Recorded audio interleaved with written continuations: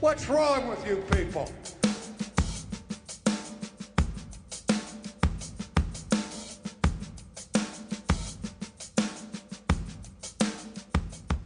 Welcome to Not Another Baptist Podcast. And if you're looking for theological education that includes both academic challenge and hands-on ministry experience, then might we suggest Southwestern Baptist Theological Seminary? And the best way to experience swbts is to attend their fall preview day on October 21st. And so y'all, you are running out of time. But preview days are your opportunity to see firsthand all that Southwestern Seminary has to offer. And during your visit, you'll tour the campus, speak with faculty, chat with students, and experience the unique campus community of Southwestern Seminary. And all preview day attendees will have a chance to win a $1,500 scholarship. Fall preview day is October 21st. So register today for free at swbts.edu/preview. And Kyle, my first question is not whether or not you were tired. I know you're just coming back from conclave, and we might talk about that in a moment. But did you get to watch the Astros and Mariners play the other day? So I saw the very end because I was at a youth ministry conference. I was not just, camped in front of my TV watching baseball. But we had a long dinner break, and so we were in a barbecue restaurant in San Antonio, and suddenly a loud cheer erupted from inside the restaurant for those who could see the TVs, and so I saw the replay of the walk-off home run from Game 1, which I'll say was impressive because things did not look good for the Astros for the first 8 innings or so. No, it did not. And I was almost with you, just where I just couldn't watch it anymore. I'm like, really? I don't like the layoff that they have in between the wild card series and stuff. I knew it was going to be rusty, and we were up to like 90-something% probability for losing, and then immediately have the walk off. And again, I love there's nothing better for me, and really a picture of what's to come with glory than those walk off home runs. And that runner is going around third, and everybody is there at home plate, jumping up and down, ready to celebrate. And it just reminds me of like that, that great crowd of witnesses and all. I mean, they're just, anyway, it's just like, welcome home, baby. You're home in glory. And so it was kind of cool. We had a good time, and but yeah. So obviously today we're recording this on Thursday, October 13th. The Astros are going to play this afternoon and hopefully go up 2-0. We'll see. But this will go live on Friday. But Kyle, looking at the calendar, we're also inching towards not just the World Series. We're not just inching through Pastor Appreciation Month, as we talked about last week. We're also approaching Happy Birthday to you. Happy birthday to us, me. to the podcast. Happy birthday to all of us. Happy birthday, you see. I don't know. Hey, that was pretty good. On the fly, but yeah, we are approaching the 5-year anniversary, birthday, whatever you want to say, for Not Another Baptist Podcast. And I don't want to, strike PTSD in you, but if you will recall, our very second episode was challenges, cliches, or some cliches and challenges or something. I don't know. But we did the one chip challenge. Yes, I remember that. Discussed like challenges that pastors face and maybe some cliches that we say and all of that kind of stuff. We've come a long way. Our logo has certainly come a long way. But in our little intro and outro, it's changed a bit over the years. Had the choo-choo train for a while, and the train whistle or horn for a little bit, because we always called ourselves the Trainwreck for a while. Things have changed a little bit. Our roles have changed, but we do still hope that the podcast has been encouraging, maybe a little bit of equipping along the way. And so, Kyle, I guess my question would be for you, what have you learned in 5 years of Matt Hensley wisdom? Uh, 5 years of yeah, Matt Hensley wisdom. Wow. amounts to about Um, 1 month, to be honest. that's such a loaded question that I'm not um, in the 5 years that we've been a part of this, I think we've, as you mentioned, our ministry roles have changed quite a bit.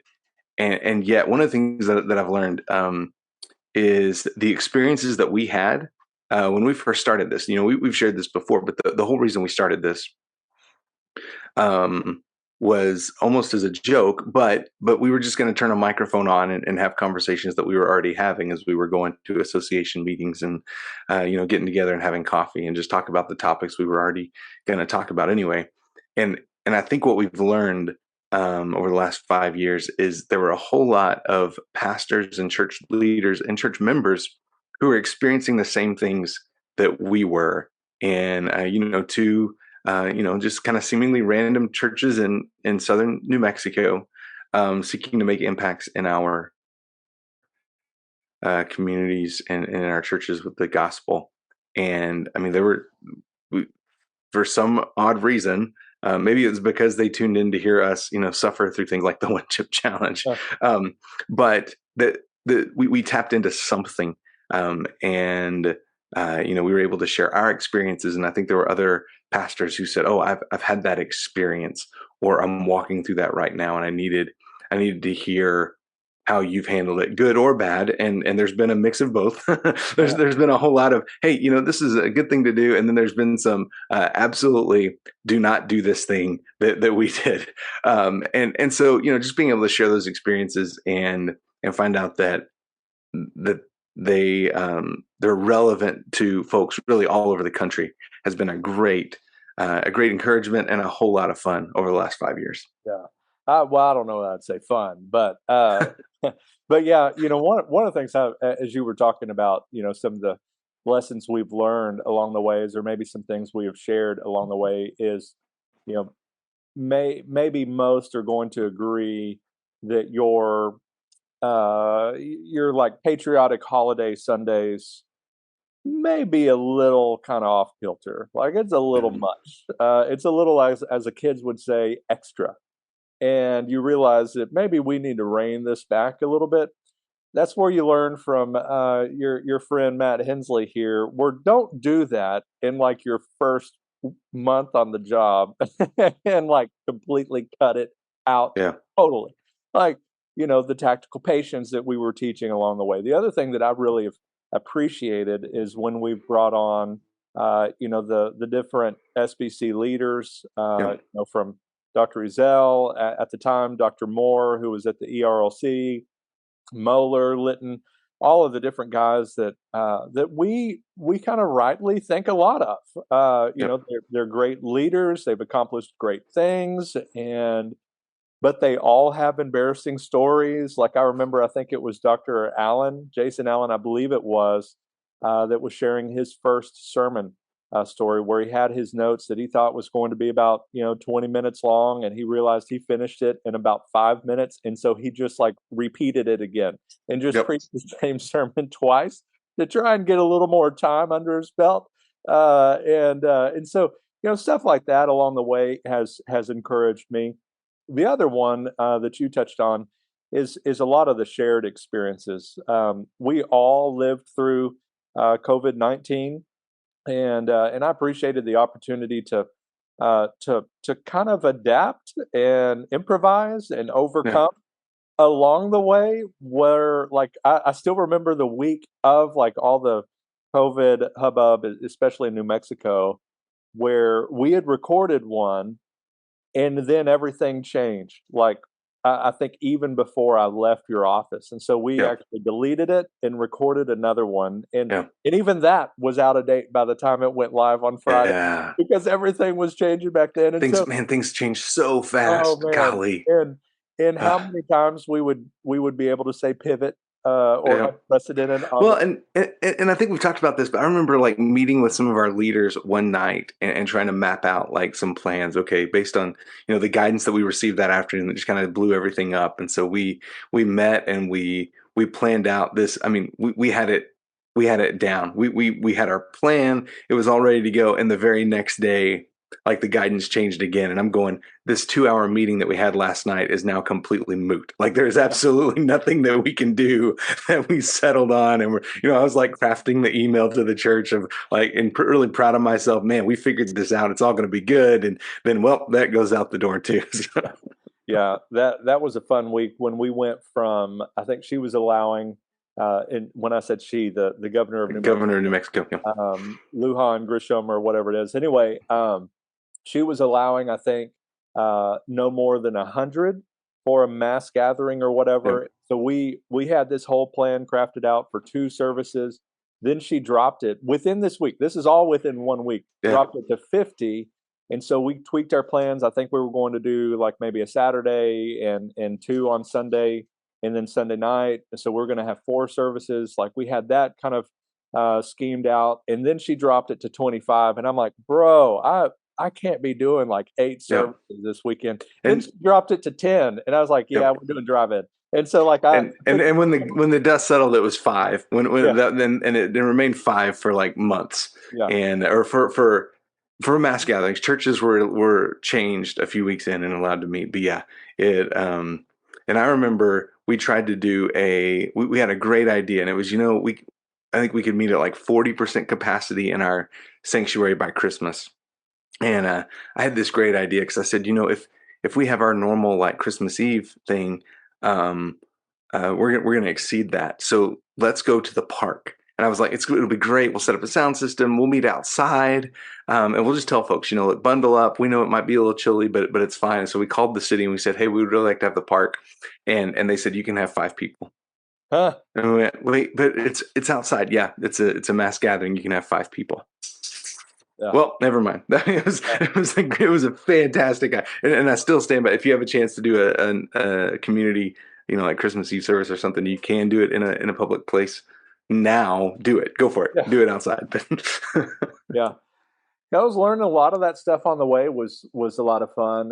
For a while, we were diving into Southern Baptist topics and so forth, where we had Hemphill and Greer. Yeah.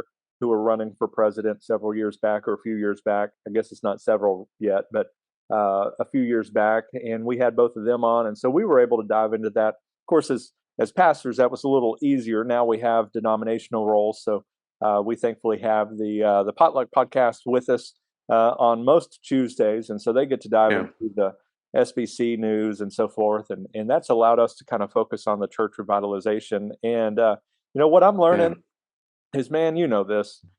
Texas, of course, has 2 conventions. We've got our seminary here, and kind of all 3 sort of have their own approach to church revitalization. Yeah. And so certainly if you're in one of those conventions, you usually may reach out to them. But I think one of the things that you and I are learning is some of that really is a matter of doing what you know to do well, being encouraged, being equipped, continuing to try new things, all of that kind of stuff. And so I kind of feel like that's where the podcast is going to go from here. We're still going to dive into some church revitalization stuff that you're learning with the Replant team, and y'all are seeing work, and then what I'm learning here in the Colin Baptist Association. And so for those don't know, that if you maybe you're just showing up on this one or you've missed it, Kyle is now, we used to do the whole deal where I'm Matt Hensley, pastor of Mayhill Baptist Church and managing editor of Lifeway Research. And I'm Kyle Bierman, pastor of First Alamogordo. And what you had a title before, like replanting specialist or something. Director of Replanter Development or so. Replanter Development Coordinator or something like that. Yeah. Nobody knew what that was, including you. But no. You would have that. And then we don't really do the intros. Y'all know who's who, who's talking, and so we don't do that now. But my role currently is as the associational missionary for the Colin Baptist Association, and then one of the pastors at First Baptist Church, Farmersville, also known as Hogwarts. and then I get to serve with the Hemp Hill Center for Church Revitalization at Southwestern Seminary. And you, Kyle, are at NAM as the what? So I am a rural specialist with the replant team, and then serve as volunteer staff as the connections minister at Highland Baptist Church here in Lubbock. Yeah, and a youth ministry volunteer, Sunday school teacher, youth worship leader, and other duties as assigned by the pastor or the youth pastor or whomever. Yeah, and I think that's going to be our topic next week. Is we'll get to talk about the role of youth ministry in church revitalization. And both of us were youth pastors or worship pastors at different times in our ministry, and we've talked about those aspects of ministry beyond just the preaching ministry of the church and disciple making and so forth. But really to focus, and maybe we could bring on somebody like James or someone to talk also about the role of music in church revitalization. We've touched on that before, but maybe just devote some time to those things, because it's not just your preaching, and you can be the greatest preacher in America, and your church is not necessarily going to revitalize. You might gather a crowd, but there's so many other aspects of church ministry and Christian ministry that we need to address, and one of those is going to be the kids and the youth ministry, other aspects of safety. I remember so it wasn't our third episode. We made it 2.5 because that's right. We always did Friday, but we did this one like on a Tuesday or something like that, and it was episode 2.5, and it was on after that Sutherland Springs shooting, and talked about having a safety plan, and so we maybe could revisit some of those things, because ministry is a lot. And it's complex. In every context, it's going to be a little bit different, but there are some non-negotiables and some things that apply to each of those. And so as we just aim to encourage you and hope to equip you a little bit, we really just wanted to take a moment to thank you, the listener, not you, Kyle, but thank you, the listener, for tuning in each week. We haven't missed a Friday yet in 5 years. No. Al Mohler can't say that. Others can't say that. The Potluck podcasts can't say that, but we can, and I probably should knock on wood. But yeah, I think the SBC. I think SBC this week. We've had both Jonathan and Amy on here. I think they've released one every single week. I don't think they've missed a week, and they've been going just slightly longer than we have. But yeah, you're right. We have not. I mean, surprisingly, there have been a couple of times it was close. Like we're recording on either Thursday night or Thursday afternoon. Yeah. But you're right. We have not missed a Friday in 5 years, which is probably the most consistent thing I have done for 5 years. Is no matter what else happens, this podcast is happening every week. Yeah, absolutely. Well, Kyle, I've enjoyed the banter, and I'm grateful for you and the ministry you're doing in Lubbock and through the North American Mission Board. And it's, like I said, here's to another 5 years. Thank you for listening in, and we'll be back with you next week for an episode on kind of the role of youth ministry, maybe just age-graded ministry in general in church revitalization, the importance of children's ministry and youth ministry, and how we can make that count for church revitalization. Kyle, any final words before you send us out? No, hey, thanks for listening for the last 5 years. I know a lot of y'all have been with us from the beginning, and it is a joy. I know, sometimes we cover heavier topics, sometimes we cover topics with almost no meat whatsoever. It's just fun. But we really do thank you for listening. And no. Now here's the question. Okay. Will you do any more eating challenges? I was in a Five Below store here about 2 weeks ago, and they had the one chip challenge, and I thought to myself, absolutely not. No, I think I'm retiring from the one chip challenge. I'm not saying no other like hot stuff challenges, but that one, I think we've done it 3 times if I recall. Yeah. 2 of them were bad. One of them, I legit thought like this is the end. Like this is it. Matt's gonna have to go on this week and say, I'm sorry guys, we killed Kyle last week. Yeah. So I'm open to other hot stuff challenges, but the one chip I think I'm out on. Okay, all right. Maybe the death nut challenge. You in for that? I don't know. I think I it's like the one with the sauces, you know, the where we spun it and Hey, the hot sauce roulette, man. yes, yes. I got the better end of that one. It was fun. You got the better end of all the ones that had chance. Yes, that's right. The one That's that we right. all did, those we both suffered. But that burner bliss deal, where I don't think you got one at all. Maybe you just got one, and I had all. That was a rough day, and a rough night, and a rough morning. But yeah. So send us out, dude. All right. Well, until next time, may your coffee be as black as night and as bold as the gospel you declare.